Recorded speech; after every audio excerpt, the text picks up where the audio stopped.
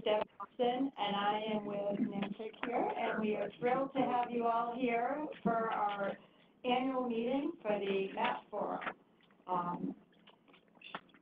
Before we get started, though, what I want to do, we have to do our traditional housekeeping things, and I don't like to do that, so Gerry's going to do that. So if you need to use the bathroom, okay, seriously, I bet you don't. So just go back out to the reception desk, you can get the code there, and then you'll have to go out back and forth through the main entrance, but it's right in the hall over here.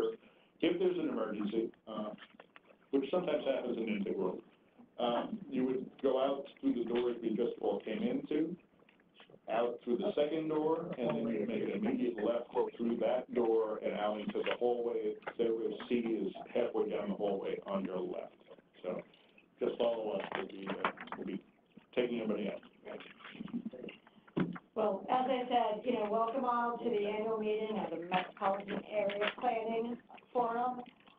This forum is really a wonderful opportunity for us to, share best practices and exciting projects that are going on. And today we will have two key regional planning studies that we will be presenting on. One is with our partners over in Connecticut, looking at the Danbury to Southeast feasibility study for looking at transit there, so some folks will be talking about that. And the other one is looking at the Port Master Plan. And again, that is a really good one because it's a regional plan that looks at our various states and things that we're doing across the border. That's exactly why we have this kind of forum. We want to be, collaborative and look at each other's, what are we doing? Because we don't all just work in a vacuum. So we really appreciate you all here and all the interest that you have in these studies and in all the other work that we're doing. We're also going to talk about our map form work plan because we can't just, as much as we might like to just swing it, we actually need some structure to what we're doing. So we have been looking at what our work program will be and how we can go further with that. But before we do that, Gerry is going to do a roll call. So we do have people on the webinar today, and for those on the webinar, your lines will remain muted, and you should use the chat pod, which is being monitored, if you want to make any comments or ask any questions.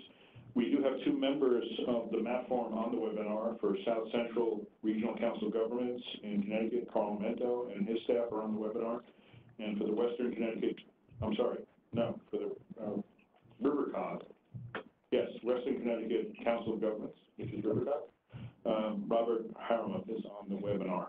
In the room, just going to call out your agency, and then you can say who you are. Connecticut Metropolitan Council of Governments. Desmond Clark. Like Gerry said, Connecticut Metropolitan Council of Governments. We're in Bridgeport, Connecticut, Fairfield County. Well, excited to be here. Great. Lehigh Valley Planning Commission. Becky Bradley, Executive Director, Lehigh and Northampton Counties, Allentown, Bethlehem, Eastern Pennsylvania. Great. Naugatuck Valley Council of Governments. Mark Nielsen, and our POG is situated in the state of Waterbury, which is sort of central western Connecticut. We're also part of the Greater Bridgeport and Stanford MPL, which Metrocog is part of as well.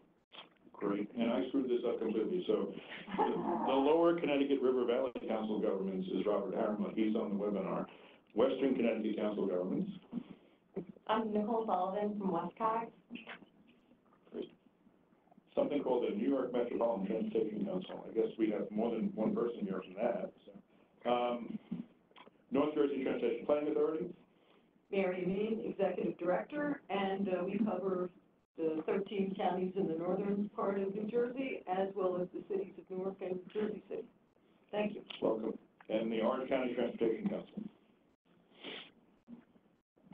Julie Richmond from the Orange County Transportation Council, Lower Hudson Valley, Orange, New York.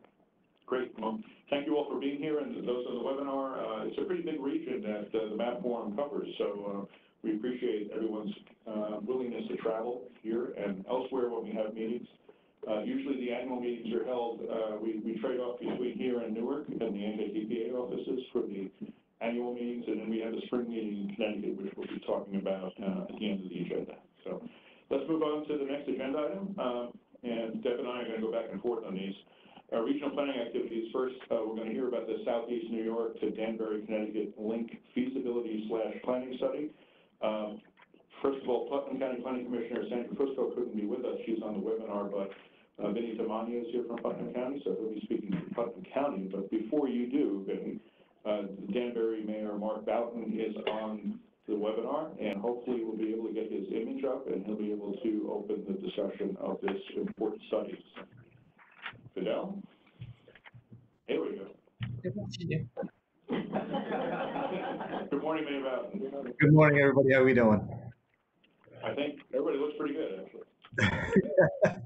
Good. Am I up, or do you want me to hold off for a second? No, you are up. So. Oh, okay. Well, first of all, thank you for allowing me to remote in. Today is a big meeting of our regional chamber of commerce. It's probably the one day of the year where it's a must attend for me and for a bunch of elected officials. So that's where I am today. But I want to know that a highlight of my discussion with our chamber and my remarks will be about this project that we're embarking on. And I fully recognize at the beginning this is just simply a feasibility study. And I looked at the scheduling and the timing. We're very comfortable with that. But this is a historic in many ways. I can't remember a time when you have across state lines two communities, Putnam County and the city of Danbury, working collaboratively, not just on this, but also on a whole host of other projects. On this project, why it's important is because we have an extreme bottleneck at exits 1 and 2 and in the intersection of 684 coming in out of New York State into Connecticut.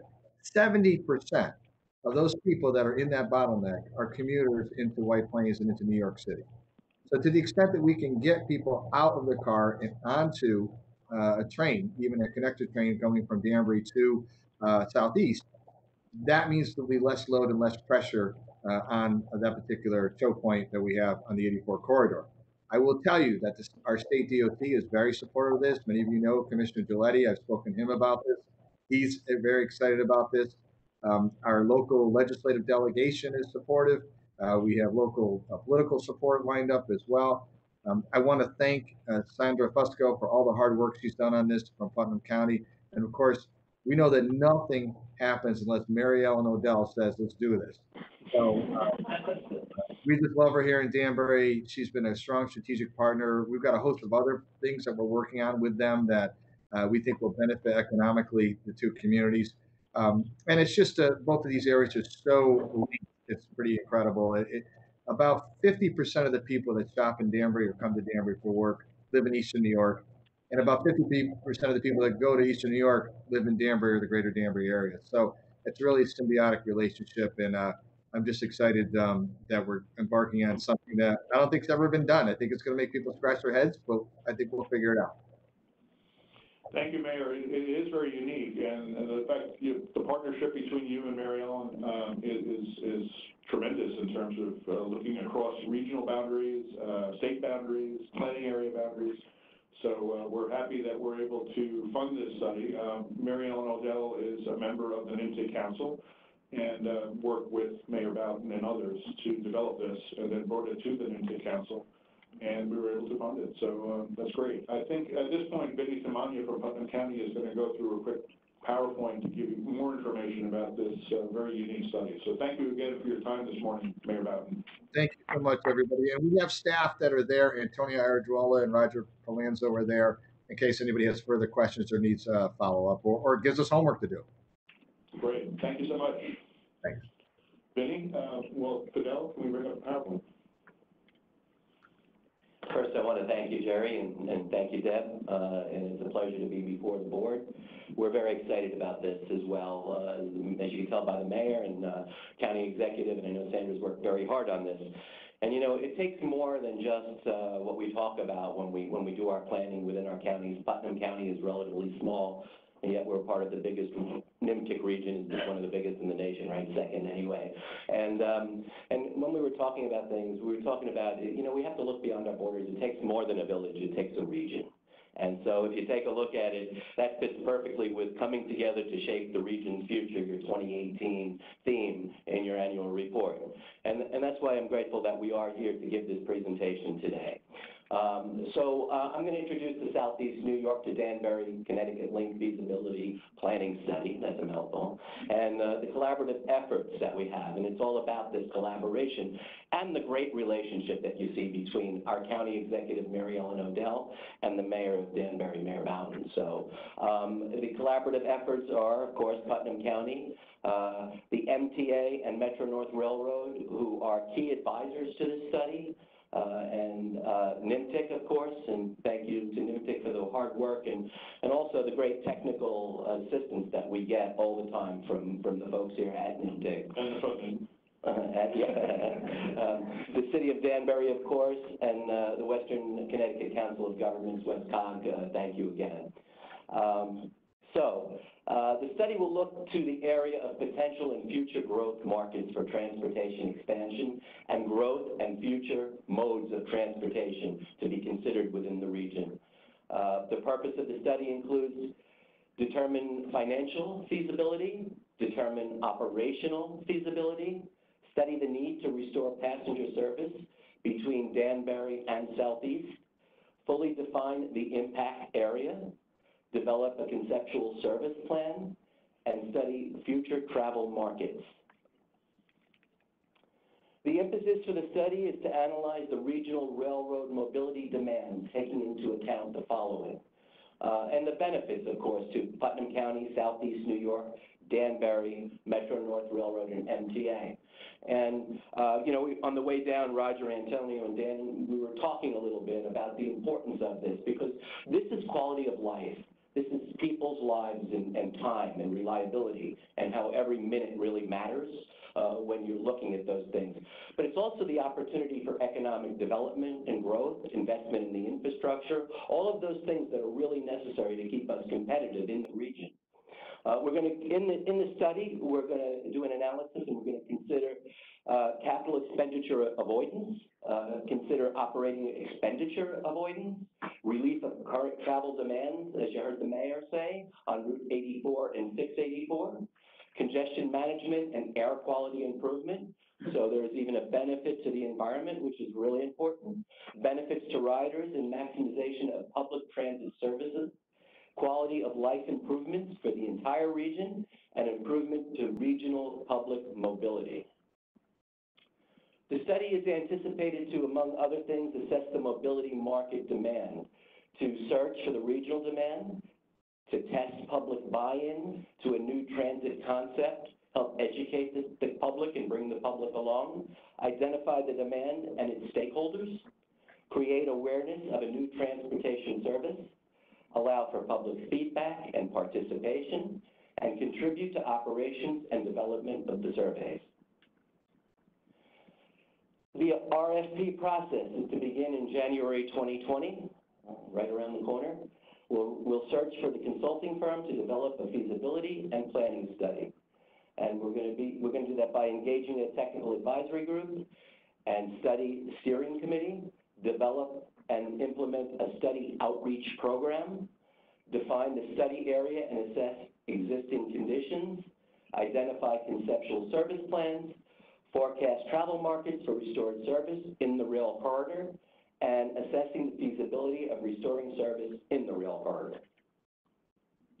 And this is our anticipated timeline. This is a preliminary draft of the timeline. We've already been working on it. We've had many meetings, and we're ready to hit the ground running. The draft RFP is already in process, 12/2019, that's December. Looking forward to January. We're going to go through the advertising and the bid process and RFP process. By March, we should have a review of the bids in the process there, and by September, consultant selection and actual contracting is underway. And during this time, any of this stuff can run parallel where it will. Of course, we're going to try to expedite and move things along. Also, a task ahead of us is to organize the input from the TAC and the SSC that we mentioned earlier. And that's going to be a really important part of this process, is to get, again, that collaboration moving in the region. And by 12/20/20, next year at this time, develop the outreach program and get out there and let's see what we have to offer. That's basically the plan. I want to thank you all for sitting through the brief presentation of it, and we look forward to the collaboration of working with everybody here and our partners in Danbury. Thank you. Great. So before we ask for questions, Vinny, I just want to point out that Metro North Railroad, MTA Metro North Railroad is an important partner in this also, and MTA as well. Lisa Vanderland is on the webinar along with Jordan Smith. We've been working with them closely in the development of the RFP, so just want to acknowledge their presence. Yeah. And it is true that the study name is a mouthful, so I worked out that the acronym would be SIDLFIP. So we'll call it that from now on. That rolls right off your tongue onto the floor. Are there any questions from the MAPFOR members for Vinny? About SIDLFIP. About SIDLFIP. Any questions from the audience? No. Carol? I'm sorry. I was just going to ask, in getting started on this planning study, do you have any thoughts of what you're going to be like to see coming out of that in terms of type of transportation modes? I mean, I saw that you really didn't identify and it's sort of open-ended at this time. Is that really the intent, or are you looking at anything in specific that you'd really like to see happen? Well, so there's already an existing link there, so it's an abandoned bed. Right? So what we're really starting with is we're looking at the market. So what would the market look like? Who are the people who would use the service? What would the demand be? What would the benefits, as the slides pointed out, to that demand be? Would it alleviate some of the 684-84 congestion because we would be able to identify in the surveys and in the plan? And then, get involved in it's a phased process of planning. Then once we have identified the markets and we've gone through all of that, then we go through the actual capital investment in those costs. So again, you're sort of looking at a separate right-of-way that would be, not within the existing highway links. Right. It's going to be on that separate rail bed, whether it's a BRT, rail, something else. Right. So, and is it going to directly link with the Danbury rail station or not really? Yes, I believe so, and it would go right into the southeast rail station, so linked to the Harlem line, which would give the residents in the region the opportunity to take a much shorter express, really a more express ride for the commuters coming from Connecticut and within the region, even north of Connecticut. I just want to point out one thing. It's not an alternatives analysis. It's a feasibility study of reestablishing service. Right. So, because you mentioned BRT. Okay, so that wouldn't be sort of an option. Well, not at this step. Because I know in Connecticut, where the CT Fast Track is, that used to be a rail line that they converted. And going back many, many years ago, they always talked about reactivating the line as a rail line, and then, the BRT was sort of looked at as maybe a little bit more cost effective. It may not have turned out that way. So again, I was just curious if that's, you're looking at different options. And any other questions from the members? I think we had a question with Carolyn. Yeah, I think just building on it, you're partially answered it. I'm just trying to get a sense of what that sort of hypothesis. We just need to let the webinar people hear. So. Sorry, Carolyn from New York City. So the hypothesis of sort of what market you think this is helping, the Danbury, I'm guessing that there's a travel time savings between the Danbury line down on the New Haven line into the city versus what you might get for a connection into the Harlem line. Is that sort of the idea, is that that's a more favorable route? Yes. Okay. And the capacity issues of the New Haven line versus the Harlem line, that's something that's also being looked at in the study in terms of shifting use? Yes. Right now, as a matter of fact, I just found out that we were talking coming down, but even if they had a more express way to get down to New Haven, the capacity at New Haven is already over the top.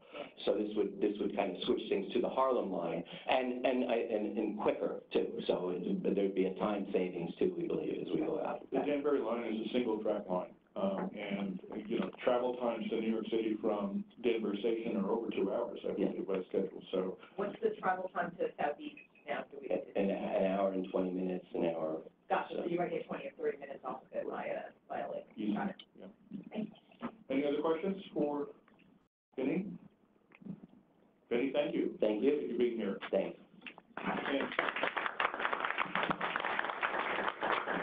Deb to introduce our second presentation.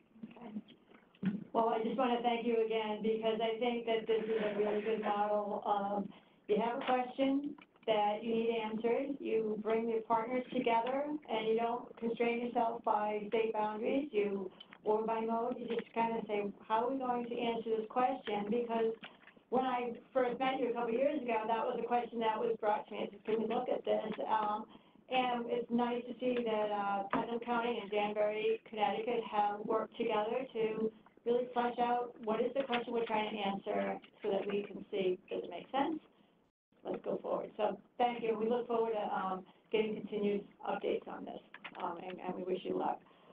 Our next speaker is Charles Bontempo from the Port Authority. He's going to talk with us about the Port Master Plan. Welcome, Charles.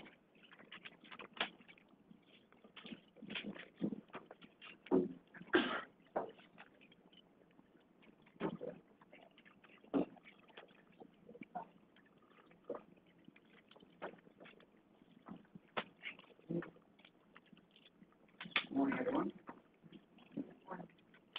Having you here today. Better? Yes. Good morning, sorry about that. My name is Charlie Bontempo. I'm with the Port Authority of New York and New Jersey. I'm a senior program manager with the Port Department. I've been with the Port Authority for about 10 years now, 3 with the Port Department working on the Port Master Plan. Before that, I was with World Trade Center Construction for about 7 years, doing construction management, consultant management. So I've been, spent my whole career, both sides, public and private, managing construction projects and architectural and engineering projects.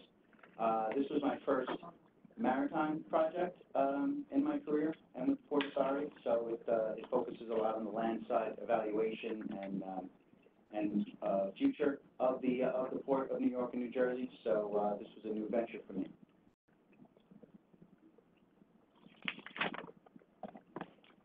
So we start with what the Port Master Plan is and is not. So I like to think of the master plan more of a program than a plan, because it's not say a plan that's going to be on paper and produce construction documents and go out to bid and something that we build on and something that we estimate.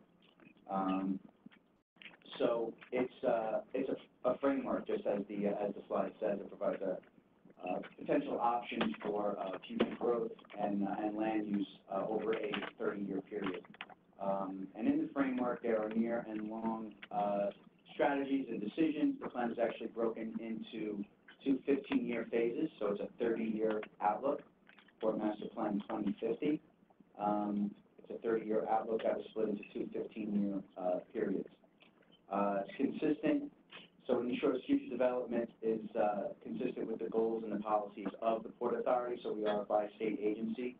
New York and New Jersey, we have facilities in both states that are included in the plan. Holistic integrated support facilities into the transportation network, so we have private roadways, we connect to the major interstate roadways, so we want to make sure that any planning that we do encompasses those roadways and the transportation network as well. Commercial hubs facilitate commercial business growth over the 30-year period. Economic supports long-term economic benefits to the region, so we focus on economic benefits and job growth throughout the 30-year period. Change-based, it's just really a snapshot in time. The plan and the recommendations changed from when we started in 2016 to when we delivered in 2019, so there's a lot of flexibility within the plan to adapt to different business decisions within the Port Authority and within the private terminals as well.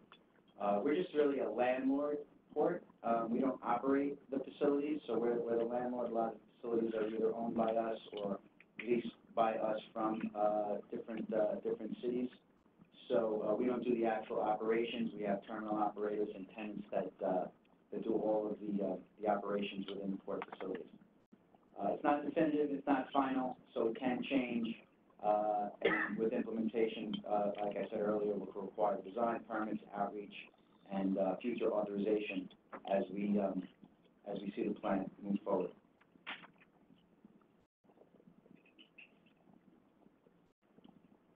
So this is a snapshot of the current state of the port. So this lists our facilities and their acreages and cargo volumes for 2018 when the plan was, the final draft of the plan was delivered. So it lists all of our facilities. Port Newark is approximately, well, total facilities equal about 3,000 acres. Port Newark includes 846 of those acres. It's leased from the city of Newark. It's bound by the Port Newark Channel, the Elizabeth Channel, and Newark Bay. In the south, we have Port Newark Container Terminal, about 270 acres with on-dock express rail facilities. The northern peninsula is mostly auto processing, FAPS, and Toyota. We also have bulk and warehouse spaces in Port Newark.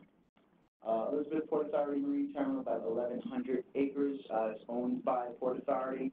It's bound by Newark Bay, as you can see, and Elizabeth Channel. So it includes containers, which our largest container terminal, Mar Terminal, is located in Elizabeth Marine Terminal.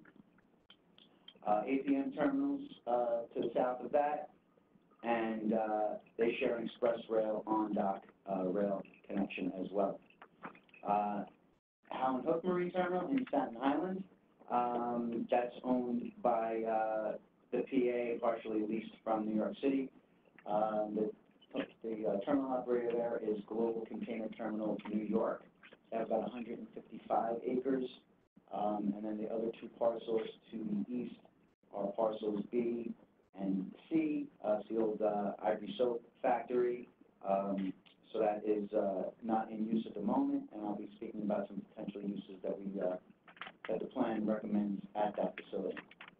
Then we have the Brooklyn Port Authority Marine Terminal. Right now, it is just our Red Hook facility.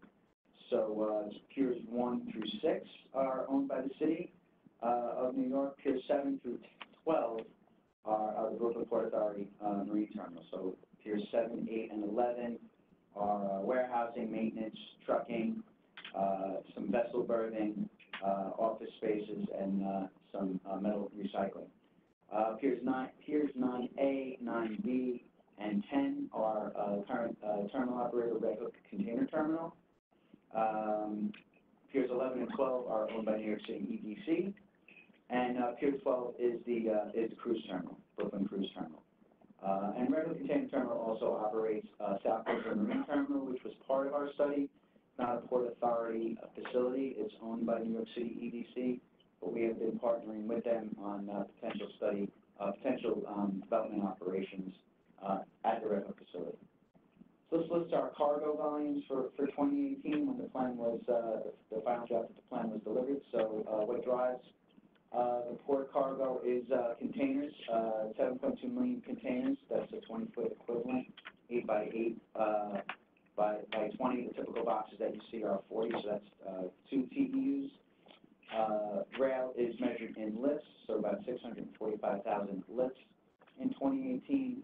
Dry bulk, Belgian block, materials like that, road salt, 3.6 million metric tons.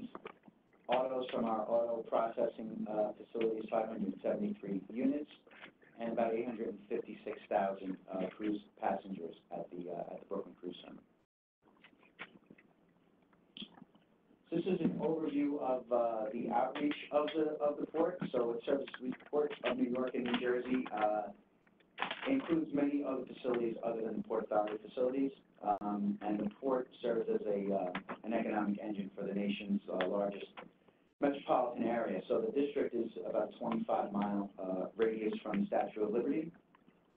So location is key. If the stuff needs to come here, it's going to come through the port of New York and New Jersey. Approximately 45 million people can be served within a 4-hour drive, and this accounts for about 1/3 of the nation's gross domestic product. So we rely on the ability to move cargo easily in and out through rail, intermodal, out to the Midwest and up north into Canada. It's direct access to major road and rail networks. We'll talk about that we did an origin and destination study. And we have more first port call services than any other East Coast port. So we're the #1 port on the East Coast, and now just recently the #2 port in the country. So the process began when I started with Port Authority, Port Department, I should say, in October of 2016. It was an RFP that went out. It was awarded to Hatch Consultants.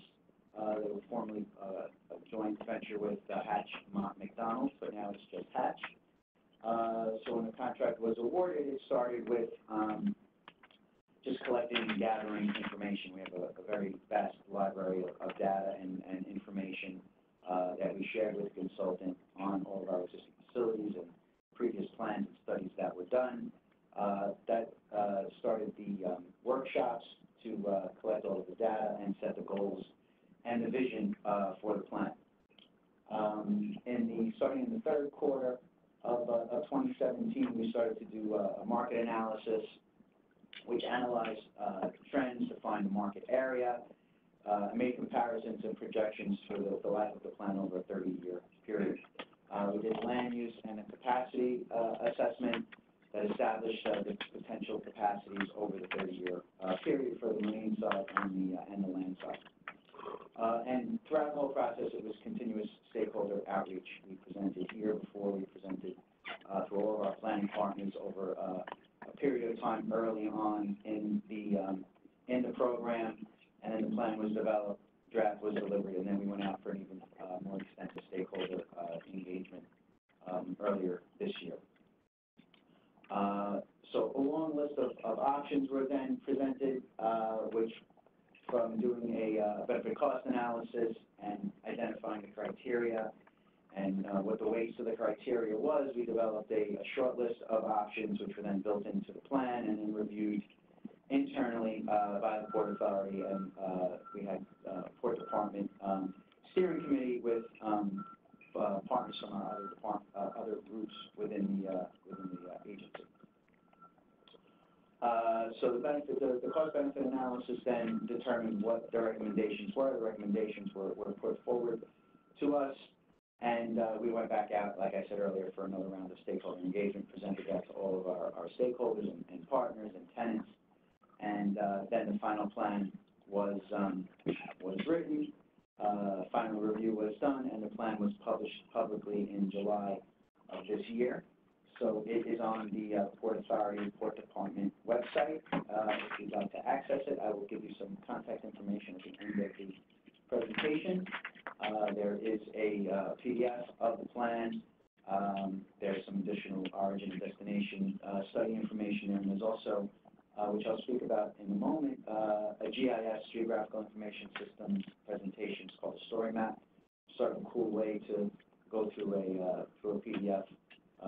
That way it's animated and really can bring you to other planning studies. A lot of agencies use GIS.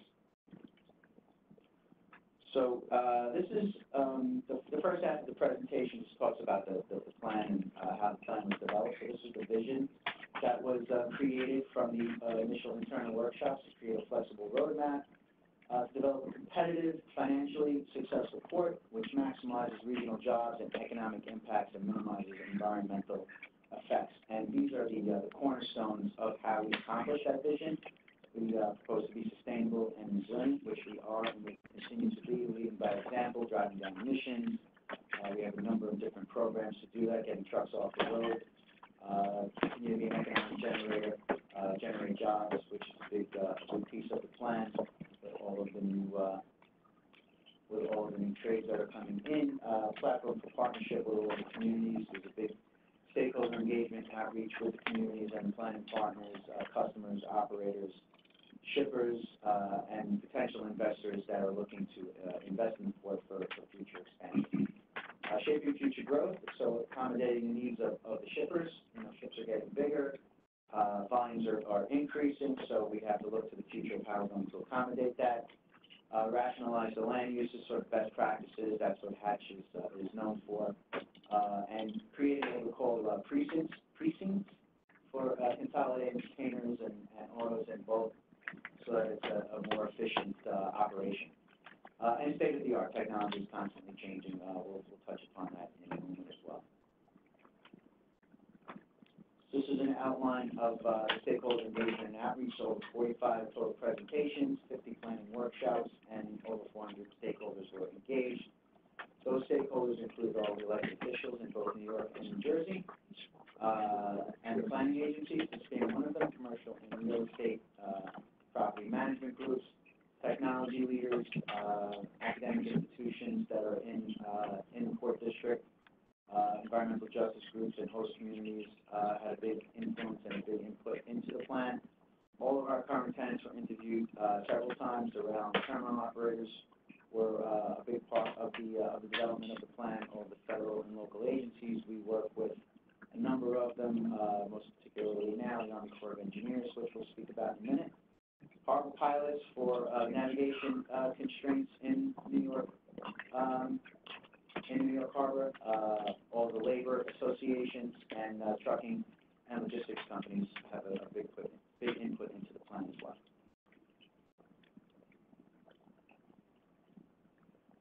So what drives the port are containers. That's really our biggest business. So this slide identifies what the market forecast for containers is going to be over the next 30 years. So the plan projects that container volumes are projected to double or triple by 2050. So we were currently at 7.2 million 20-foot equivalent units in 2018. We're projecting between 12 and 17 million TEUs by 2050. So for planning purposes, we're using an average of 14.5 million. The higher end of that is if we do a further intermodal reach, trying to get commodities off port by rail delivered to the middle of the country. So part of some of the trends and emerging issues, ocean carrier consolidation and alliances.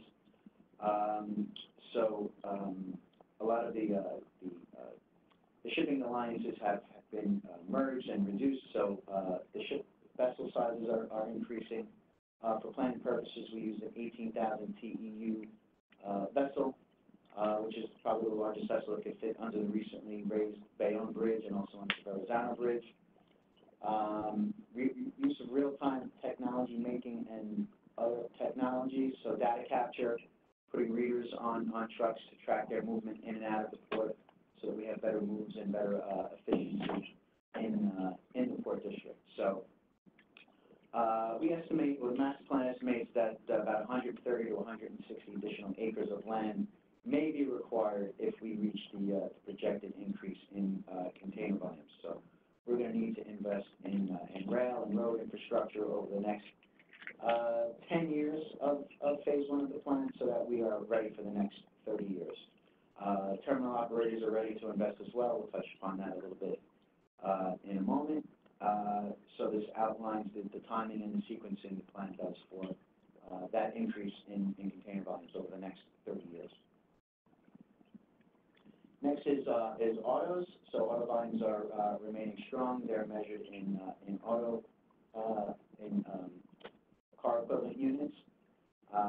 So the average growth projected to increase from about 575,000 units in 2018 to between 800,000 and 1.3 million units by 2050. So that's a number of factors that go into that. Automated vehicles are going to change the auto industry. If this potential growth comes to fruition, we estimate we'll need about 100 acres of additional property. Again, that's just big picture over the next 30 years.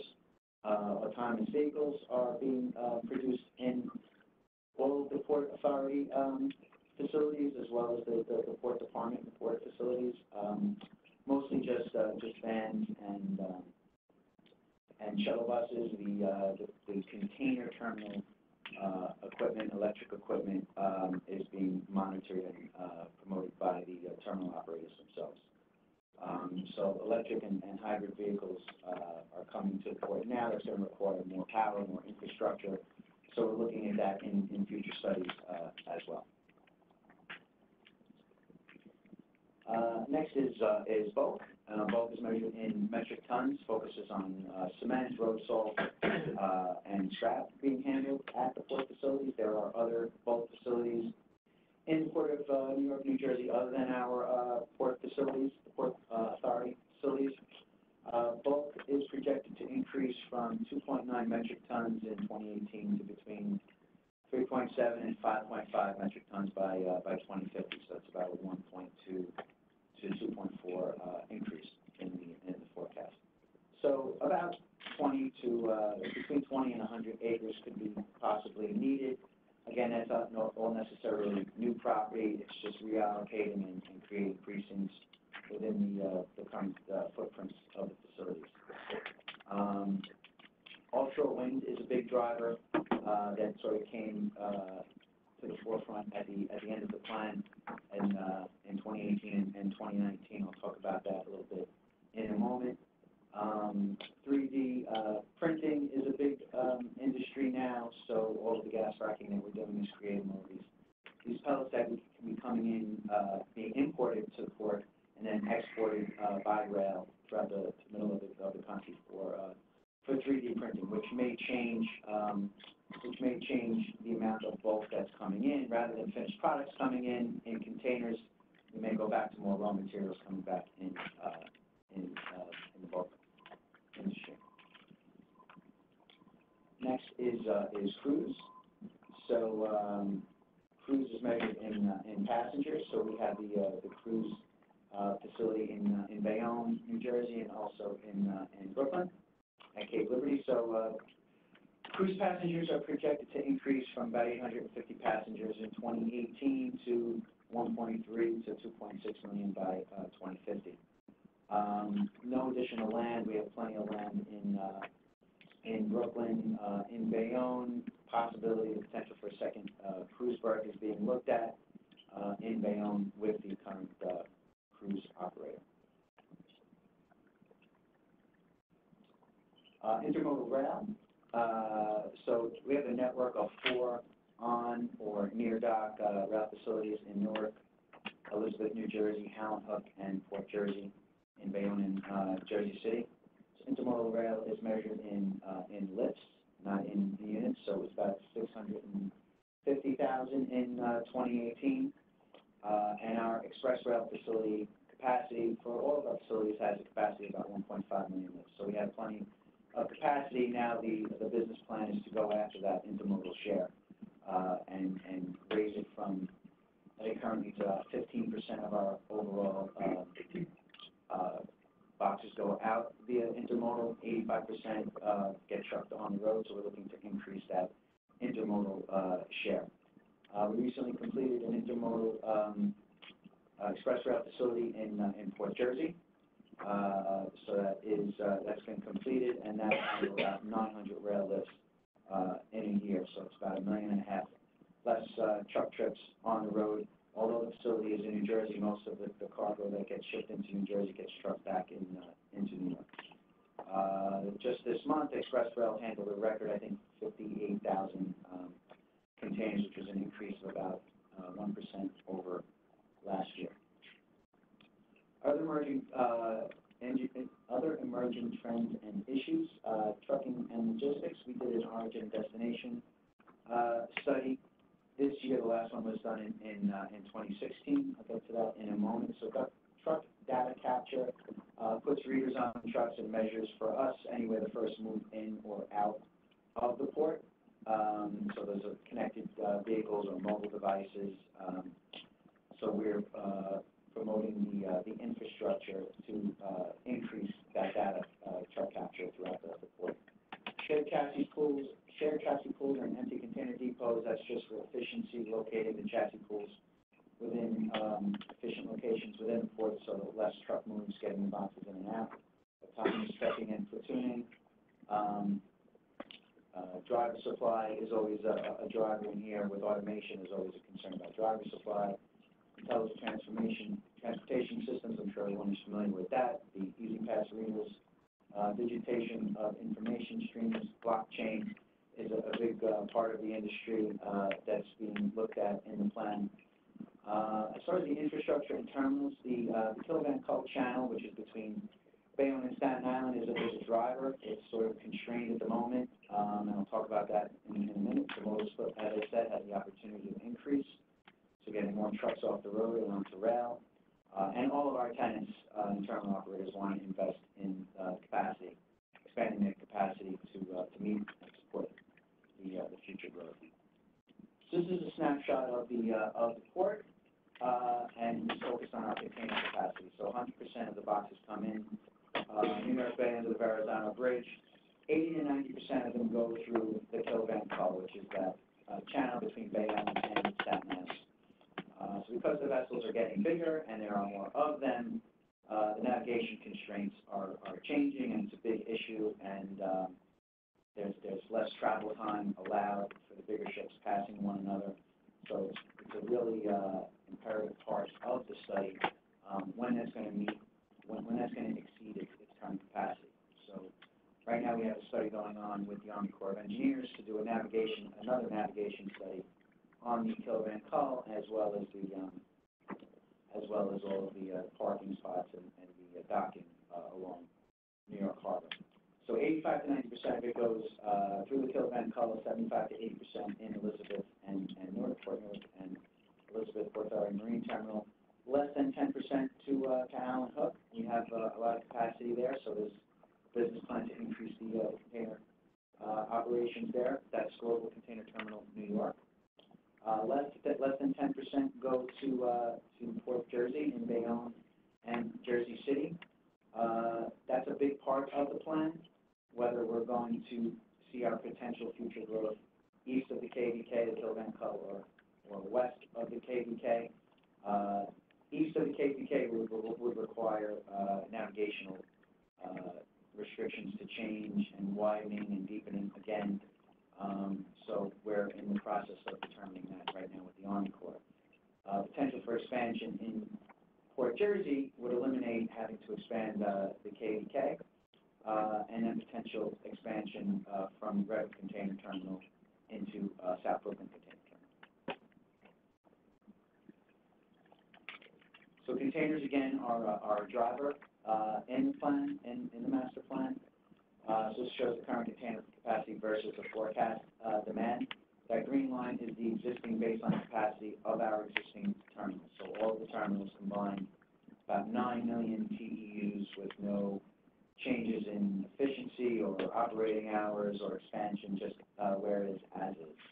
So we foresee that in the next 20 years, we're going to hit that capacity. So over the next 10, we have to start planning for greater efficiencies within the terminal operators. They're doing to do their own expansion plans within the current port footprint.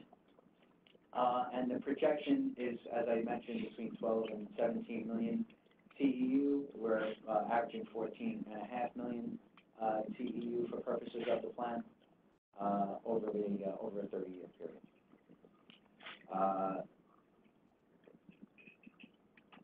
We hit a cargo volume record earlier this month. It was October of 2019. We already hit about 670,000 TEUs already, and that's almost between a 1% and a 2% increase from last October. So the projections that we've made in the plan we're already meeting or exceeding since we started and delivered. Next is I mentioned earlier that vessel fleet size is increasing. The last harbor deepening study that was done, I believe, in 2006, the average vessel size was 6,000 TEU. We're already averaging between 10 and 12,000 TEUs now, with projection to hit 18,000 TEU vessels earlier in 2016 or 2017. The Teddy Roosevelt came into the port as a 14,000 TEU vessel.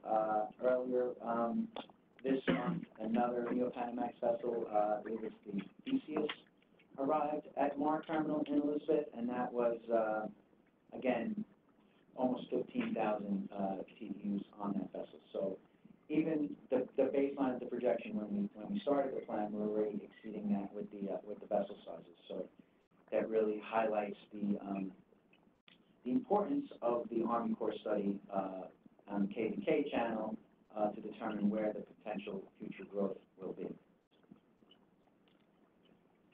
So part of the study was an origin and destination study. The last one was done in 2016. So it determined that primary truck destinations, the first stop out of the port, were the top 4 counties in New Jersey along the New Jersey Turnpike.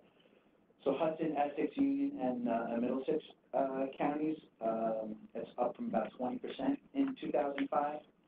And then going east, dropped to less than 10%, from less than 10% to about 5% in 2017. So there's not that much intermodal and truck. There's less trucking coming out into New York and out onto Long Island just because there's really no distribution centers to handle the truck trips. So the origin destination study looked at that and determined what those areas were and what the routes were for the trucks to get there. So it was a corridor analysis, observed the truck routes, port truck traffic that originates from the port and is destined to port facilities along the regional routes. So the results showed that I-95, US 1 and 9, and New Jersey 17, and a portion of 287 are the major north to south corridors. Major east to west corridors, I-78, 80 with I-280 and New Jersey 24, and the north south corridors, 95, 287, and New Jersey 17. So this just shows the percentage of where all of the trucks in and out of the port are being distributed to. So that's sort of the background of the plan. Take a little pause here if anyone has any questions, and then we'll move on to the recommendations. Question here. So if you go back to that last map, which showed yes, okay. So there are lines that seem to indicate I-95 continuing into southwestern Connecticut and also the Long Island Expressway. Is that correct, or does the data show that? Here. Yeah, that's correct. That's what we purchased the data from Streetlight. Right. And so the fence around the Port District. And, what's shown on here are the actual percentages from that. But just with following up on that, I mean, is that sort of the extent of the area that you were collecting the trips from Streetlight? Yes. So you didn't actually go into Connecticut to see, how much? No, we didn't do any second moves. Only the first moves leaving the ports. Right, but I guess the question is, are some of the first moves terminating in Connecticut, or? They probably are. If you want, on the Port Department website is the origin destination analysis that was done for the plan, and it will give you all of the detailed information. Okay. So it's available on the Port Department website. Okay. You're welcome. So now we get into the plan itself. So as I mentioned, the plan was divided into 2 phases over a 30-year period. And that was primarily because it can scare people when we show expansion, land grabs in the Port of New York and New Jersey based on a number of different options and variations. So there's a lot of what we like to call optionality built into the plan. So even in the first phase 1, over the first 15 years, decisions have to be made, determined from the Army Corps study and a number of other factors in the first 10 years of where we'll be in the first 15, and then what option we look to in phase 2 in the next 30. So phase 1 focuses on maximizing recent investments made in the Port of New York and New Jersey, deepening of the harbor, raising of the Bayonne Bridge, potential to create some, as I mentioned before, precincts within the port. So this map is a little different. So sort of an auto precinct up in Port Newark and a bulk district in precinct in Port Newark South. Containers in Port Jersey, potential to develop an Howland Hook as offshore wind or some logistics center connecting to the Matrix site in Howland Hook, maybe creating a marine highway there. So it's really looking at these potential expansion options, which we'll get into as we further look into the plan. There's also ecological studies that have to be done to determine what those potential expansion options will be. In phase 2, road and rail projects will be implemented. We just finished the express rail facility in Port Jersey. Upgraded power and communications plan to make sure that our facilities have the infrastructure needed and the resiliency. We don't want another superstorm standing to knock us out like it did the last time. Offshore wind is a big push now in the industry, so we're currently doing a feasibility study for all of our facilities, particularly in Howland Hook for parcels B and C, to see what the potential for those facilities are and what the business plan would be around it. We don't handle offshore wind products now, so we have a consultant on board that's looking into that. For us, road, rail, marine highway projects, barge service is going to continue. So this is sort of an overview of all of the phase 1 facilities over the first 15 years.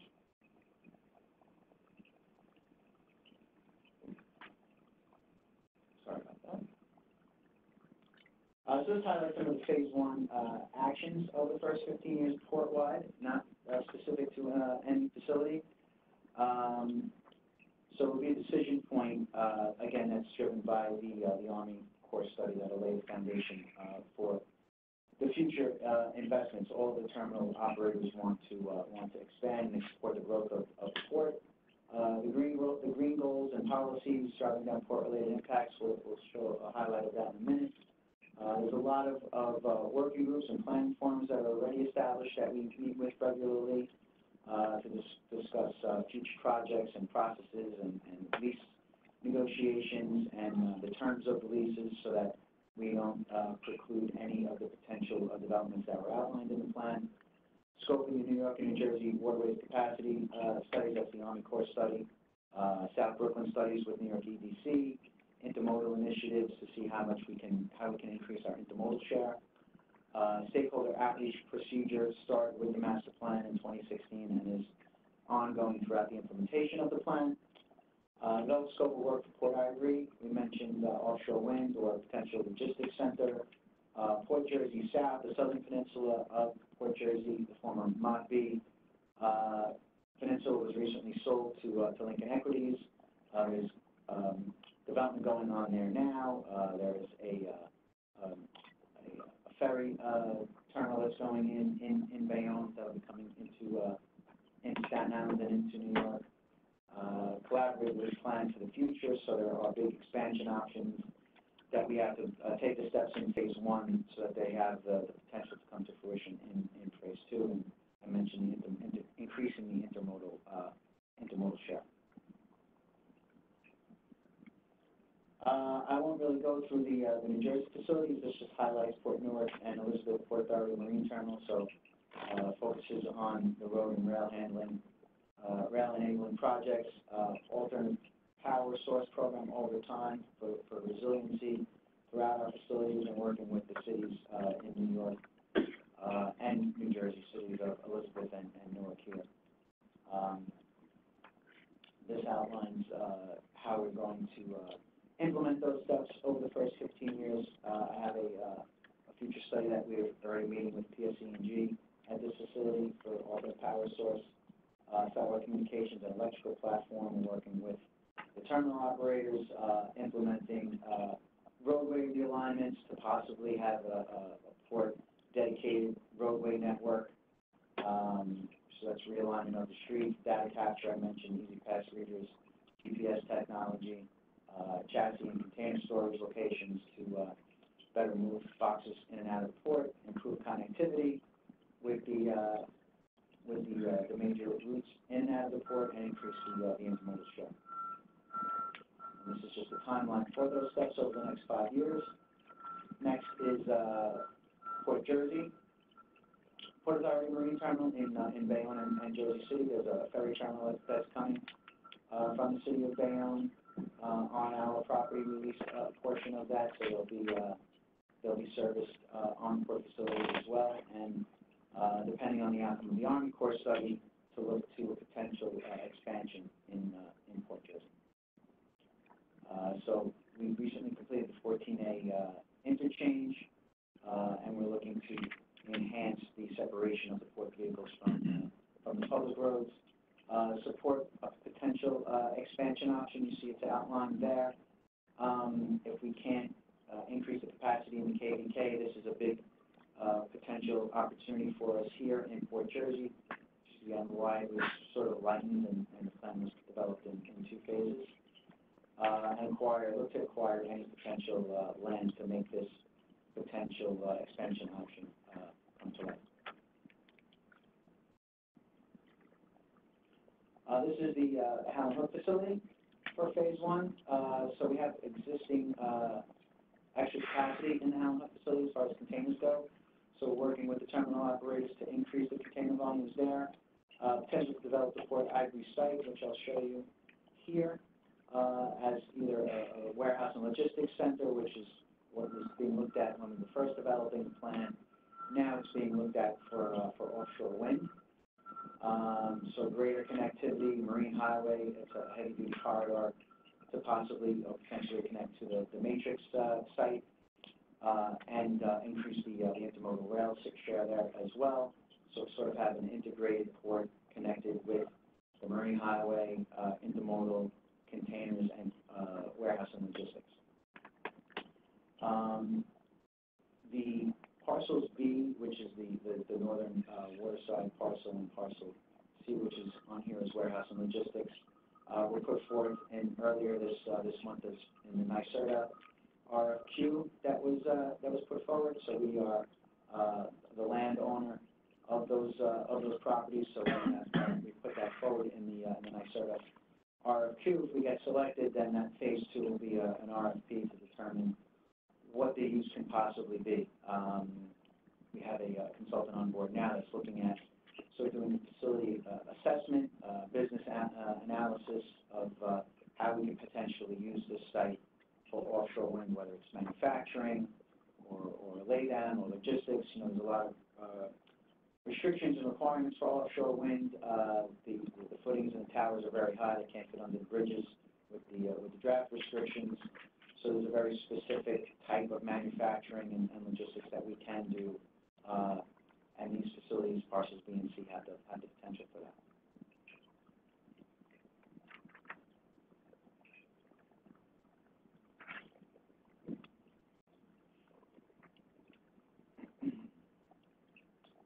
Next is our Brooklyn Port Authority Marine Terminal and waterfront facilities in South Brooklyn. So this has changed a number of times since we started the plan. When we started the plan in 2016, it was get out of Red Hook. So we did a Red Hook early deliverable on this as part of the study to determine what the potential of Red Hook could be, what the market would be there. A lot of small commodities, sort of the same as what it is now. Lumber, some containerized cargo, beer, wine, a lot of bulk materials. So that was an early deliverable on the Red Hook study. And then as we continued throughout the study, that changed, and it was Red Hook is now going to stay as it is, operated by Red Hook Container Terminal. We just renewed the operating agreement with them. Red Hook Container Terminal also has an operating agreement with New York City EDC on the South Brooklyn Marine Terminal, which is not a Port Authority facility, but it's in the Port of New York and New Jersey, and we were tasked with looking at what the potential future of South Brooklyn can be. They were also named in the NYSERDA RFQ by Red Hook Container Terminal. So there's a number of potential partnering and collaborative opportunities there.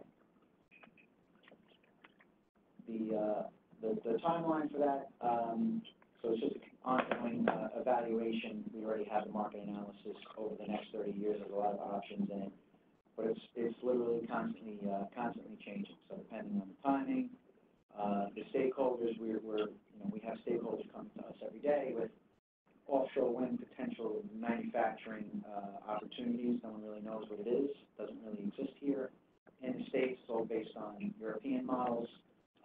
So we're using that European model as a baseline to determine what the model will be here in New York and what our facilities can be used for in Staten Island as well as possibly in South Brooklyn. And since we're the Port Authority and we are in partnership with EDC, we're part of that collaborative effort. And again, depending on the Army Corps study, and if we expand east or west of the KVK, you know, that's going to have an impact on this as well, on container cargoes shifting at some point in the next 10 to 20 years from west of Hudson to east of Hudson can really change the use and the configuration here on the Brooklyn waterfront. And we're working collaboratively with New York City EDC on a whole Brooklyn waterfront maritime plan as well.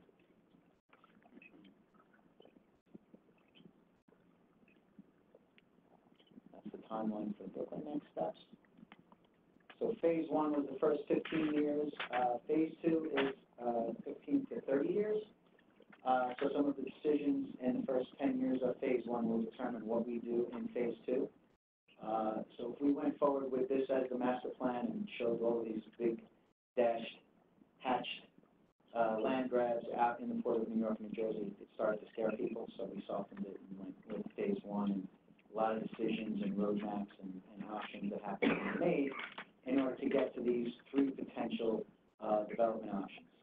So the first one shown here is in Port Newark. Port Newark Container Terminal, realigning their berths, doing an expansion out into Newark Bay to align them with Elizabeth and increase the container capacity in Port Newark. Depending on the Army Corps study with the Kilvan Cull, there's a potential to increase and create a state-of-the-art container facility in Port Jersey on the northern peninsula, which is in Jersey City. So we're looking at now the ecological impacts of that, looking to not eliminate the potential to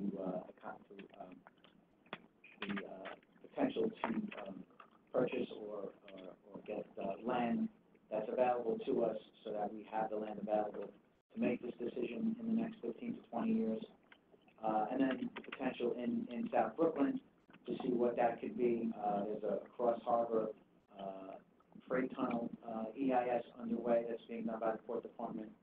If everyone is aware of that, it's phase 2 EIS that's underway. So that'll sort of play out to determine if increased container terminal will be necessary in Brooklyn as well. There's rail connections from Port Jersey into the rail yards in Brooklyn at 51st Street and 65th Street. There's only one singular rail line there. We're running short on time, okay. I will skip through this, get to the next one.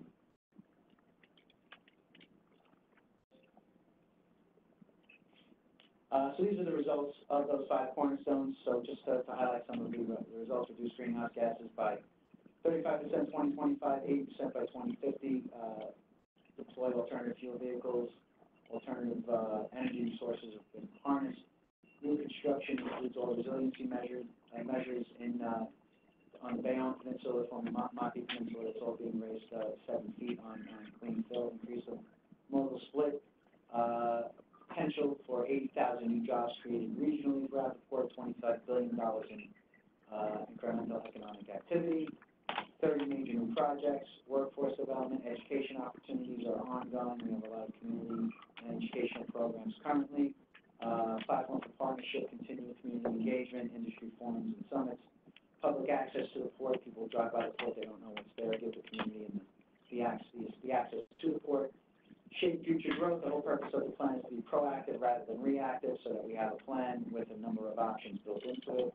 Partner with all of our state and regional planning organizations, and keep in track with state-of-the-art technologies, improving safety, streamlining operations and efficiencies across the port and the region. And that is it. Sorry if I went over. If anyone has any further questions. That was definitely very interesting, and quite an undertaking going from land side. You decided if you're going to do marine, go first. This is a big one. Yeah, this was a big one for me, so. Do any of the MAP forum members have any questions? Actually, I do.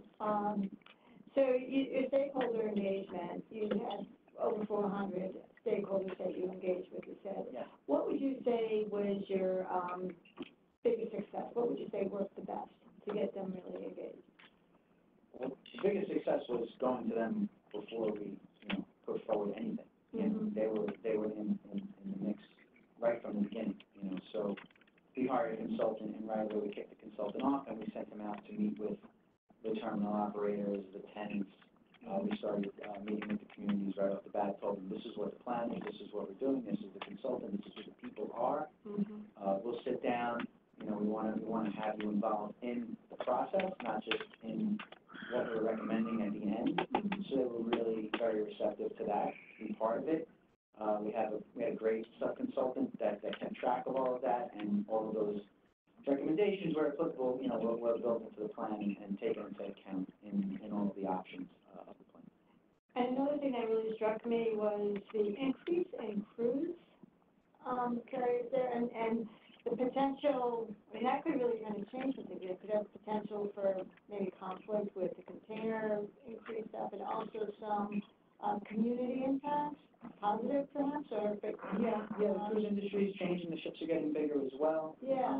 Potential for one of the new things putting forth now is LNG, which is really not a good thing in New York, but there's potential for bunkering in New Jersey, specifically for cruise ships. Cruise ships are growing, and they have the potential to be LNG, so there's a whole safety factor there.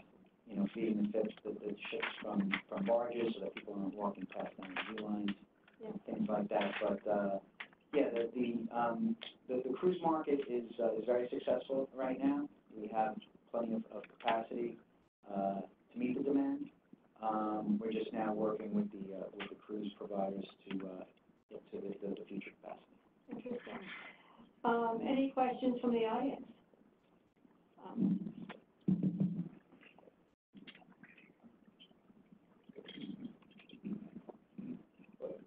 Your presentation was very good. It's among the best I've seen, what's going on, in the port, very comprehensive, and what leads to data that can be analyzed at leisure or privately. But I do have a question about the Cross Harbor Tunnel. Now, you said the EIS, which I must presume is the Tier 2 EIS. Correct. Is that actually ongoing? I have looked time and time again on the internet for the website. I haven't seen any notices. I've never received any notice, and I was active in Tier 1, and many people I know, question where is it? Is it actually ongoing? It is. If you go to the Port Authority website, and you go to the Port Department section of the Port Authority website, all of our facilities are there, and all of our planning studies are there. So they're under development. But I'm talking about Tier 2 now. Yes, Tier 2 is an ongoing structure. Is there? Tier 2 is an ongoing project. It's not my project, so I can't speak specifically to it. We did interact with the Cross Harbor Tier 2 team, but all of the notifications are public notifications, and all of the current information. There's a section on the Port Department website for the Cross Harbor Tier 2 study. Take another look. Yeah, so if you go to NYMTC.gov and go to the Port Department, you'll be able to find the link to that. Okay, thank you. You're welcome. Any other questions from the audience? Carolyn?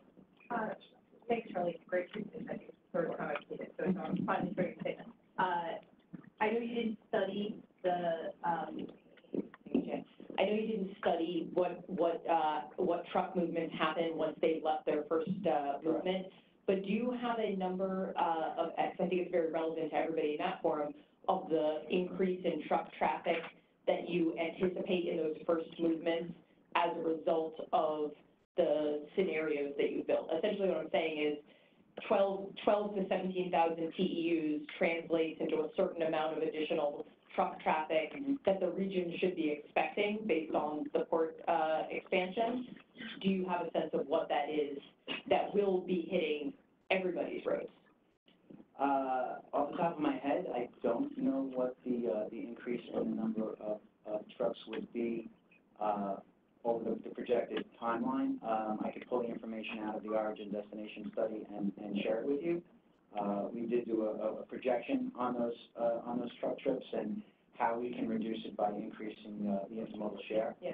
So that's part of that discussion. So as far as numbers go, I'm not really confident that I can do that. That's fair. I think it would be helpful just to share that back because it's the single most, it's salient fact, I think, from the work you're doing is that everybody is going to have more trucks, hopefully more rail and to balance it out, maybe marine, but mostly more trucks as a result of those fairly large expansions. Yeah, if you go on the Port Department website under the master plan, there's the truck origin destination study. So that gives you all the streetlight data, and there may be some projections in there based on the 30-year window. So I would start there, and I will get back to you with the numbers. Okay, any other questions from the audience? And okay, go ahead. A couple of times you mentioned Marine Highway. Can you elaborate what that's going to look like? Are you talking about putting containers on barges to go to other feeder ports? Yeah, things like that. We have a crossover rail car float, so there's cars coming from Port Jersey into Brooklyn and being loaded on rail cars.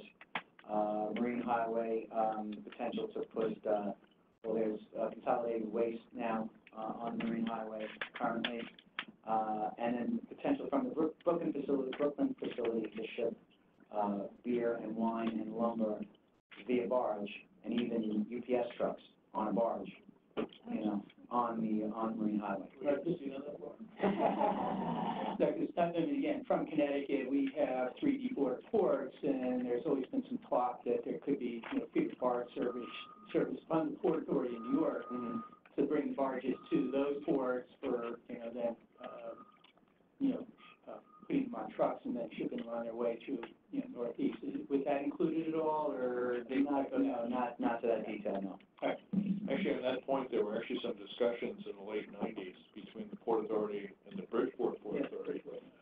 And since that time, I guess New Haven and New London are also in situations where additional service could be, there's capacity there. Yeah, at that time, it wasn't economically feasible, but as you're, trying to find land for storage capacity of the containers, there was thought that, you could ship them someplace else where there might be that capacity and then offload onto trucks for. Yeah, we have a Marine Highway sort of collaborative, study going on with the city now, so I can definitely get you some more information on that. Okay, thank you. And Fidel, do we have any questions from folks on the webinar? No questions, okay. Any others? Well, with that, I'd like to thank you, Charlie. It was very informative.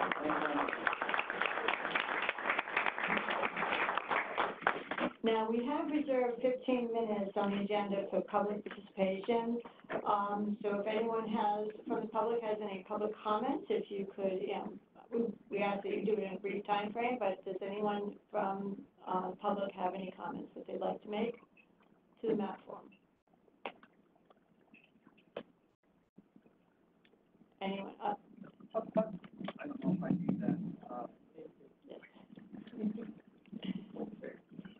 Just a thought maybe that you might think about a follow-up for just this subject of the Port Master Plan, kind of like a post-presentation where people have an opportunity to absorb this enormous amount of information that has been provided here, and just kind of sit in sort of a round table sort of fashion and just got to just talk about it and the implications, and because it's pretty heavy, and it's important too.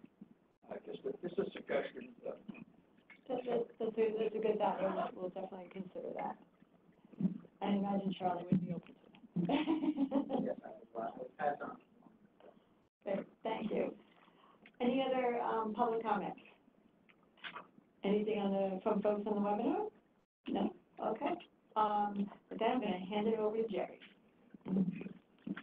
So just before we get into our organizational issues, which will close out the meeting, I wanted to acknowledge Jan Kahn, who's our regional planning manager. Many of you know him. Thank you, Jan, for walking the microphones around. And also Fidel Garcia, who is one of our IT people who did the magic to bring in Mayor Boughton. So thank you, Fidel. We do have a work program. It's a fairly simple one for the map forum, although, you know, all of the organizations in the map forum are contributing their staff time and so forth, which is somewhat challenging. There's no staff for the map forum other than the staffs of the MPOs. So we do have to keep the work program simple and direct in terms of what is our best feedback in working together as a multi-state metropolitan region. So we have 4 topics today. Our latest work program was agreed to at the annual meeting in 2017, actually, 2 years ago. And 4 of the initiatives that are currently looked at and hopefully underway to some extent or in the planning stages are Central Website and Content Management System, Analytical Tools Committee, Multi-State Freight Working Group, and Resiliency Committee. So we're going to speak to all of those, starting with Mary Amin from the North Jersey TPA on the Central Website and Content Management System. Okay, well, thank you, Gerry and Deb. We're kind of excited about this this thing I'm going to talk about, which is called the ArcGIS Hub, and it's a cloud-based community engagement tool, and it also allows information sharing, so it's a kind of a hub-based platform. And within this hub, you can create online information, and it allows us to display things like GIS maps for the entire map forum region. We can do story maps, which Charlie mentioned in his presentation, thematic maps. We can show different regional assets and dashboards and other things. And so what's happening with NJTPA is we have procured this for a 1-year period of time for calendar year 2020.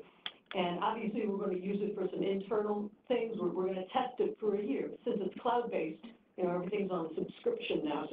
So we're going to try it for a year, and we're hopeful that it's going to work and it's going to yield lots of good ideas and you know, build it once and use it many times.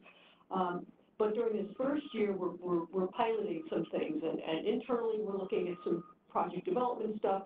But we thought that, and it's not my idea, so if it's a brilliant stroke of genius, it didn't come from me. The idea is that we could use this ArcGIS Hub, which we have anyway. We can use that as the central content management system for the map forum, because you only need one hub. Everybody else on the map forum, if you're interested in it, all you need is a web browser, because what you can do is you can upload content. You can we can create we can have two-way communication with the community, and for starters, that community could be the community of practice of map forum. So we can add our long-range plans, we can add certain maps, we can add certain study results, and we can, you know, exchange information with one another. We haven't done this yet, but we have the hub, and we're going to start. We started playing with it, but we're kind of rolling it out as a solution for something that because we've been as Deb said, and Gerry said, we approved this work program 2 years ago. And there's been effort being done on it, but this is a tangible thing that we think we can actually start populating and start using, and so we're really excited about that.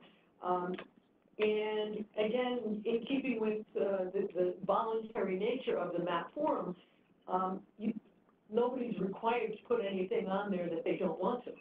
But the more that we contribute as members, the sum will be. The whole will be greater than the sum of its parts. So it'll really help us fulfill one of the major foundational goals of the map forum, which is to coordinate planning on a mega regional level. So, you know, we see that maybe eventually this hub could be used to even do public engagement. But we're going to walk before we run. We're going to crawl before we walk. So we're gonna give that a try, and, you know, I would just say that this is the kind of thing that our federal sponsors are always looking for us to do. They want us to, collaborate and share information. Why do we need 8 or 9 hubs when we can have one, and people can, contribute to that? So we're really excited about that. What we're gonna do is, we'll be reaching, once we start the new year, because this kicks off in January of 2020, but we're going to be reaching out to the people in the map forum to start seeing what kind of content and what sorts of things you want to do. So think about who your point of contact or who should be the person that's going to be dealing with us on that. And our point of contact is, and I've got a number of people from our leadership team here, but Rick Cipoletti is our leadership person who leads our analytical tools, and he'll be the point person for that. But it really is a team effort, a collaborative effort.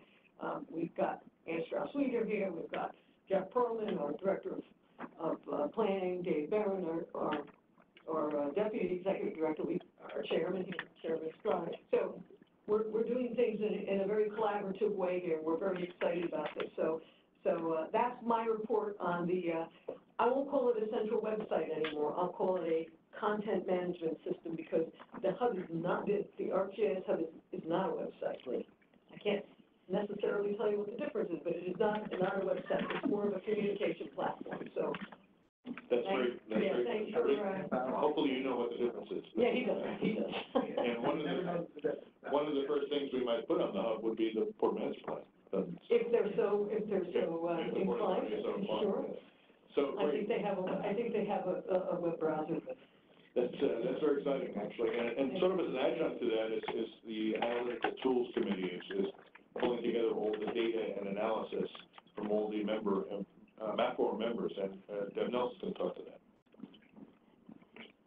Yeah, as Gerry said, this is really exciting what Mary is talking about, because I really think that this forum really gives us a forum in order to really share our knowledge, our tools, our best practices, and a lot of that right now is going towards data. And we really, there's no sense in all of us going in different directions as we're developing data analytics and tools, and you know, hopefully we can come together and really kind of brainstorm and share ideas and share what we were doing. And it looks like, you know, we have a way to share that through this content management system.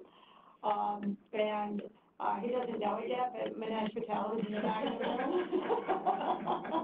Will be the primary point of contact with that. But this is really, you know, whenever we're talking about where are we going in the future, it all comes down to, you know, a lot of it's transformational technologies, a lot of that based on the data, and really we look forward to sharing that together amongst all the MPOs on the map forum, and sharing the information and giving it to Mary and her staff to say, make it look good. But that's it. Thank you. Congratulations, Manesh. Yeah. So the third item is the multi-state freight working group, which I'll speak to. That sprung to life in 2017 along with the work program. And we've been meeting basically twice a year since. And what's interesting about that, other than the fact that we're, you know, again, one of the major functions of the map forum and its working groups is to serve as a network for just understanding the larger picture of the multi-state region. But there have been some specific initiatives coming out of the multi-state freight working group that have led to the use of planning resources to look at larger scale issues. For example, there is now a regional freight land use study that's being developed. That was a recommendation of the working group. And that's going to look at, as it sounds, land use, dedicated to freight and commercial activities throughout the multi-state region. Hopefully that will be fully underway in the first quarter of calendar year 2020. There's also, there's been a lot of discussion of regional truck parking in the working group. An inventory was done of each each MPO's and COG's recent activities in that regard. The North Jersey TPA is actually undertaking some new work with regard to truck parking. And there will be some level of assessment. It may not be a formal study that will be done looking at the results of many of these efforts, which are 10 years old or older at this point, and updating that information and trying to get new inferences from it. So, and we are looking to the NJTPA work in terms of what would result from that. There's also, we've been chosen as a test case or a case study from Federal Highway's National Freight Fluidity Monitoring Program. So they're looking at the multi-state region as a case study. In that, that's basically a monitoring program looking at, well, freight fluidity would be for all modes, how is easily and reliably is freight moving. So we're looking forward to some new results from that during calendar year 2020. And that should be on the agenda of one of the two, if not both, of the meetings that will be coming up in 2020. And finally, we have been monitoring the development of statewide freight plans in the 4 states that we're part of. So most recently, New York State released a statewide freight plan, but the other states have either updated their plans or are planning to plan. So that's important also to understand an overall context for goods movement in the multi-state region. The state DOTs and the statewide freight plans are very important to that. So these are the types of activities that the multi-state freight working group has been undertaking, as well as hearing presentations on significant studies and other activities. Finally, we're going to talk about resiliency, and I'm going to ask the newly promoted Planning Director, Jeff Perlman of the NJTPA, to talk a little bit about, you can come up here. Now that you've been promoted, you can come up here. To talk about resiliency and the possibility of a resiliency discussion among the MAP Forum members. Yeah, thank you. Good morning, Gerry. And thank you all. And it's been, I think, a little while since there's been the group here to talk really more in detail about resiliency. For those of you who may remember, we were working, the MAP Forum members, a number of them anyway, working really closely on the post-Sandy resiliency. Gerry, do you remember the long title of that study? It was a Federal Highway-led study, but really members of the MAP Forum served as a project guidance committee for 4 years.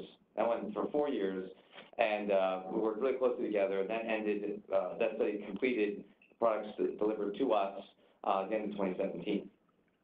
So, you know, I think a lot of us have been sort of digesting that very big report with a lot of data behind it. You know, NJTPA has been jumping off of that, and we recently completed a State River Basin. We were looking on inland flooding, and we completed that study June of this past year.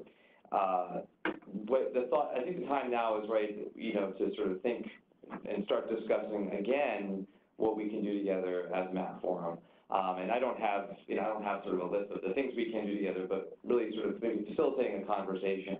On the Jersey side, anyway, the time is really good for that. You know, the governor just 6 weeks ago issued Executive Order 89, establishing a statewide climate change resiliency strategy office. There's a climate czar or head climate resiliency officer out of DEP, David Greenblatt, and they're developing a coastal resiliency plan for the state. That's the first order of business for the state at DEP, and that's just a new thing that's beginning. The other thing on the state level, of course, is a little more internally. New Jersey Department of Transportation has stood up a working group to develop internal climate resiliency policies. And that is, the NJTPA has been invited to a couple of those stakeholder meetings, and that's supposed to be wrapped up early next year with a report. So there's a lot of things happening on the New Jersey side that we can bring to the MAP Forum, identify where there might be what's happening to other members of the MAP Forum, and where there might be overlaps, where there might be gaps, and where we might be able to share data and, you know, and challenges, and see what we can do together. I'm pausing that here for discussion. I don't have a whole lot more than that, but really sort of open up the space and really re-engage with MAP Forum members Yeah. Let me jump in there and second that. I think that's a great idea, even if it doesn't take the form of an ongoing permanent group. Having the discussion is probably very, very important. There are two major public authorities that are doing a lot of work on resiliency right now, one of which is a member of both NYTCA and NYMTC, which is the Port Authority, the other being the MTA.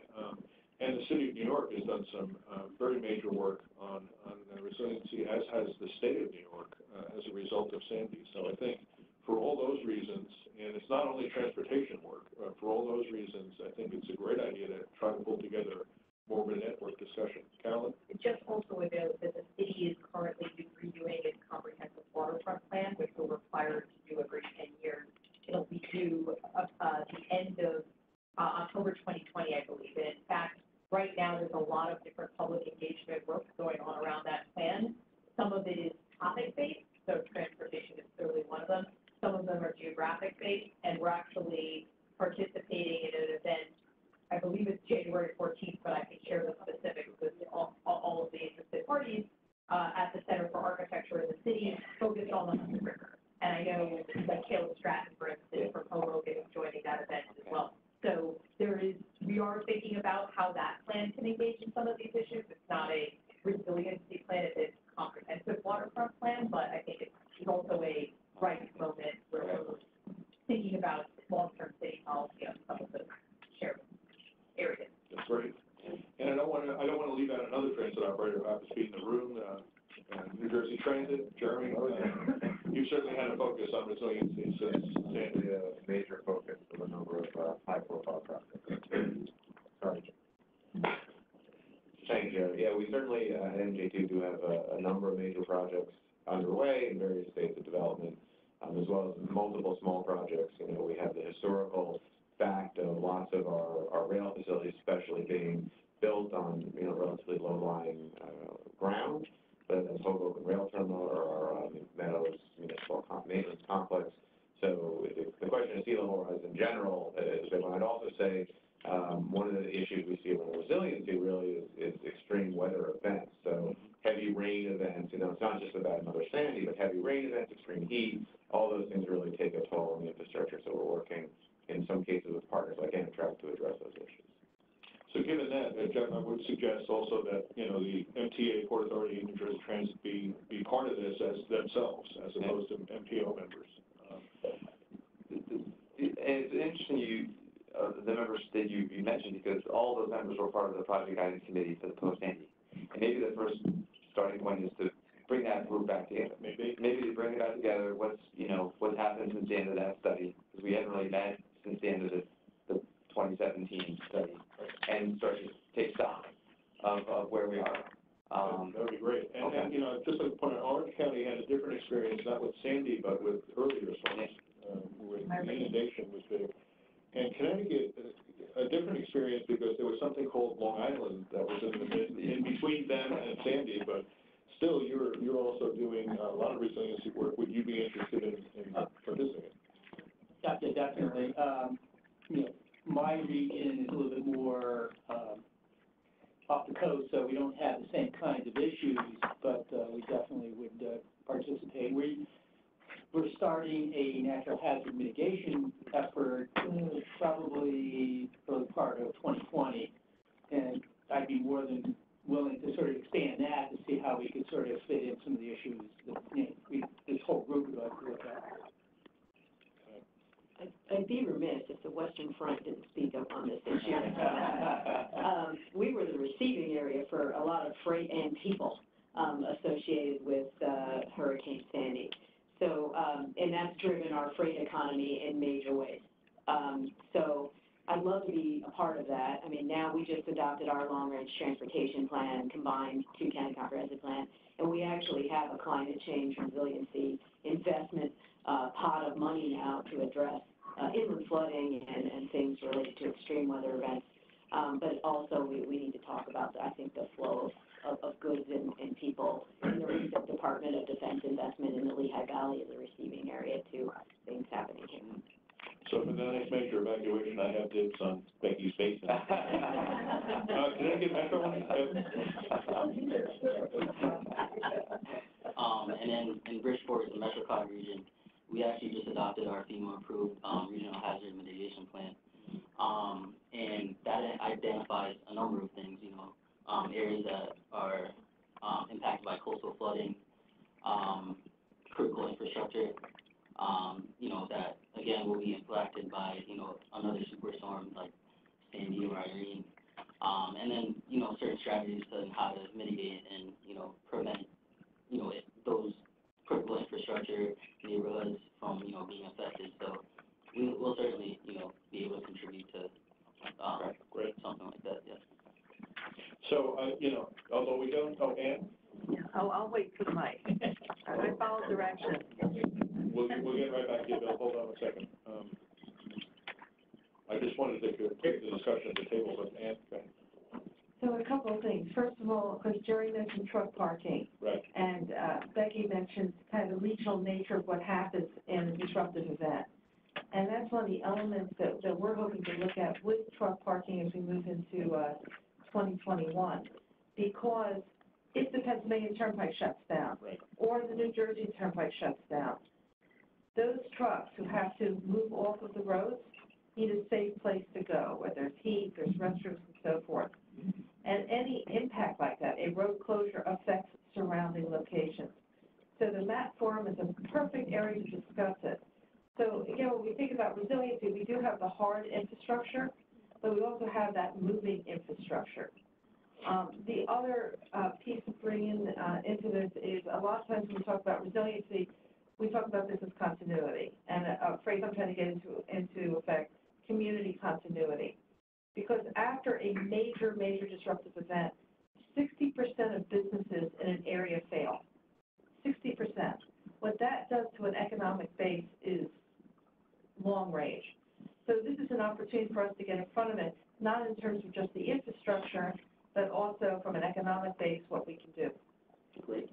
And Bill, that's something to add? Yeah, on the resiliency question, I'd like to suggest that when you do the analysis, that you not forget about something that might be considered nitty-gritty, and that's equipment supply, particularly on the rail side, because during Hurricane Sandy, there was a first-class crisis in mobilizing empty equipment and getting that empty equipment to the right place.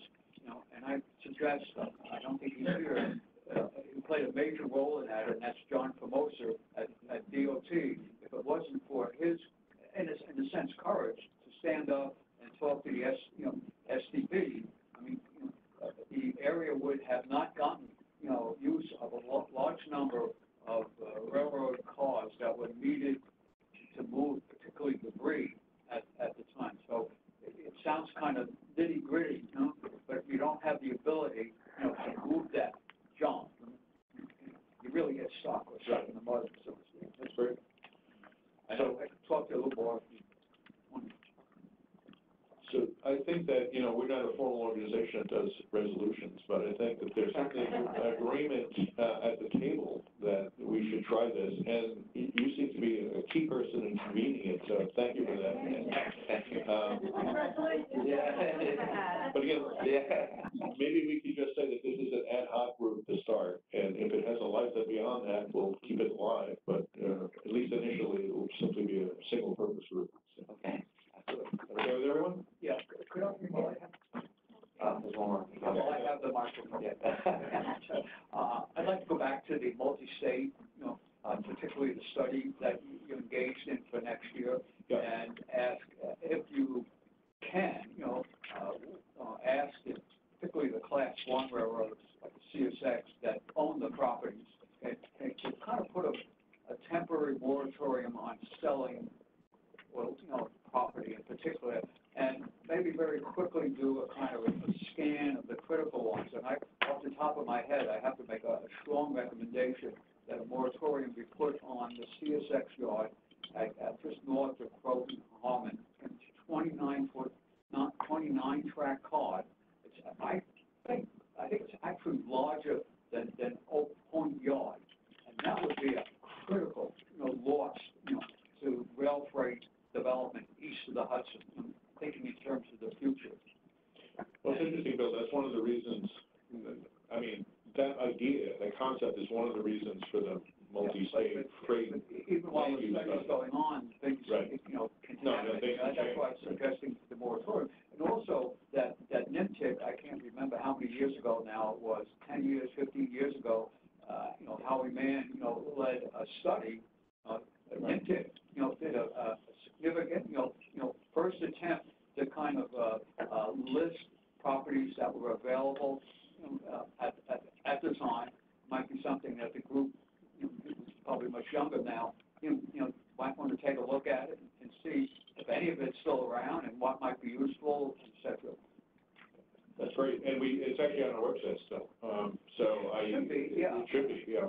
So that was really an inventory of Excellent, yeah. rail yard facilities and potential for rail yards. Yeah, it was a good example of everybody working together as well.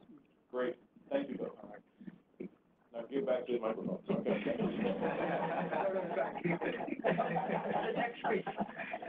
Okay, so I think this part of the agenda is completed, and I think I'm supposed to turn it back over to Deb for the benediction. Okay, so, I understand that we will be having our spring meeting in Connecticut with a, place and date to be determined. So thank you, Connecticut, we look forward to going over there. A number of things that we've been hearing, today from the group that as we develop an agenda, we'll think about how it all fits in. Much of it will probably be more regionally Connecticut-based, but, the presentation that we heard from Putnam County and Danbury, Connecticut, there may be, depending on what kind of progress, there may be some information from that. As mentioned, at some point we should be following up with the Port Master Plan, also the freight fluidity, and maybe we'll even have some things on your ArcGIS hub. There's an awful lot of interest in resiliency, and I think that's great. I think it's important that we look at it from planning through, operations and response. Oftentimes we look at just, hardening the infrastructure, but we need to look at, some of the planning things and as well as the operations. But there clearly is an awful lot of interest in that. So there may be more we can talk about. So as we start to evolve and develop an agenda, those might be things in the near term, but we may also push those off. Does anyone else have any thoughts or for agenda items that we may want to consider? We may have some things related to some other tools. We'll have to talk about that. Is that what you're going to talk about your Map Explorer?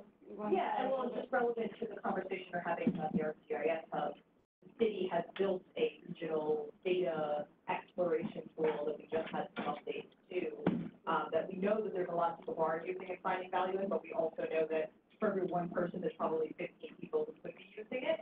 Mm-hmm. And certainly as the Map Forum thinks about building another tool, we would like to think that there's some overlap in what we sort of learned in building a first tool, particularly as one of the updates I think we'll end up doing in 2020, we've been asked to do is include forecasts in it.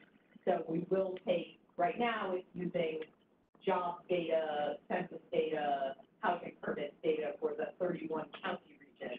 So it's not a perfect match to Map Forum, but it could be, right? And similarly, the architecture that it's using and all of the data files that it's using could be transferred over to something else that the Map Forum wanted to use.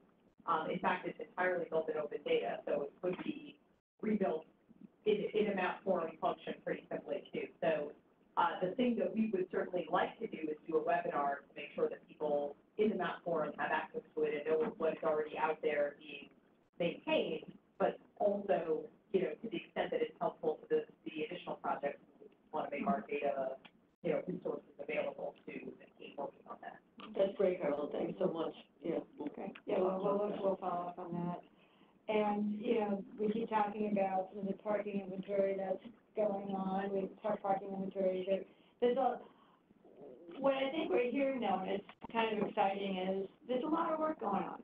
There's a lot of work going on collaboratively amongst the NPOs and the groups, and it's really an exciting time to be sharing that knowledge and sharing best practices. So as we develop kind of the theme of focus in Connecticut, these are some things that may be agenda items that you may want to consider, and we'll flesh that out. Any other ideas from folks? Well, I don't have a benediction, but I do have a thank you. Non-denominational. With that, thank you all for coming. Thank you all, even on the, those folks on the webinar. Thank you for, joining us. Thank you folks in person, and, have a great day.